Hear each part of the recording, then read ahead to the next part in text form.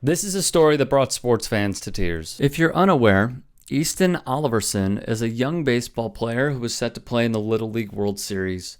Unfortunately, this is Easton today.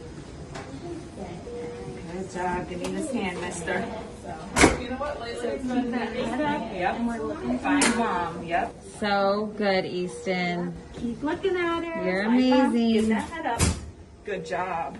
So good. Good job. So Get that good. head up, mister. You got it. So, what happened, you may be asking? The 12-year-old outfielder suffering a severe head injury earlier this week, falling from a bunk bed at the Little League International Complex in Pennsylvania. Easton was staying in the tournament's dormitory complex. A photo from the parents' guide shows there are no guardrails on the top bunks. He just simply rolled off and cracked his skull, his cheekbone, and while he cracked his skull, he broke an artery, and that's what was causing the bleed in his brain. Bunk beds made for the home like this one are required to have a guardrail. Unfortunately, no such standard currently exists for institutional beds, like in the dorm where the Little Leaguer was sleeping. Bunk bed injuries are actually more common than one would think. Of note, an average of 36,000 bunk bed related injuries occur every year to children in the U.S., wrote Nationwide Children's.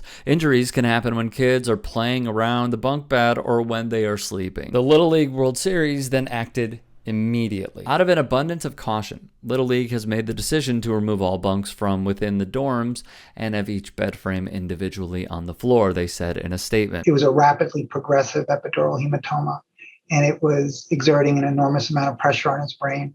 So he was deeply comatose. Really, his life was in danger when he arrived here. Recently, there has been progress, though the family has said it is a long road to recovery. Easton Oliverson is awake and eating. The Little Leaguer's family shared this heartwarming video as he slowly regains consciousness. He suffered a cracked skull and had to be placed in a medically induced coma. As of today, the Instagram account Miracles for Tank updated with some positive news. Easton had a CT scan today to make sure that there wasn't any swelling from his fall last night. The results came back normal. We feel so grateful and blessed to have witnessed yet another miracle in Easton's recovery. His father, Jace, told ABC, the doctors are just stunned by his progression in this short amount of time with where he was. The support also came from some very big names, like the Angels' Mike Trout, the Dodgers' Mookie Betts, the Yankees' Matt Carpenter. Kansas City Royals catcher MJ Melendez wrote "Pray for Easton" on athletic tape that wraps his thumb. Several fundraisers and crowdfunding ventures have popped up since Oliverson's arrival at the hospital. His family started a dedicated Venmo account at Miracles for Tank. Fans can also buy hats and other apparel, some of which say Team Easton, to help support his family. Local ice cream shops in the Utah area donated a percentage of sales to Oliverson's family.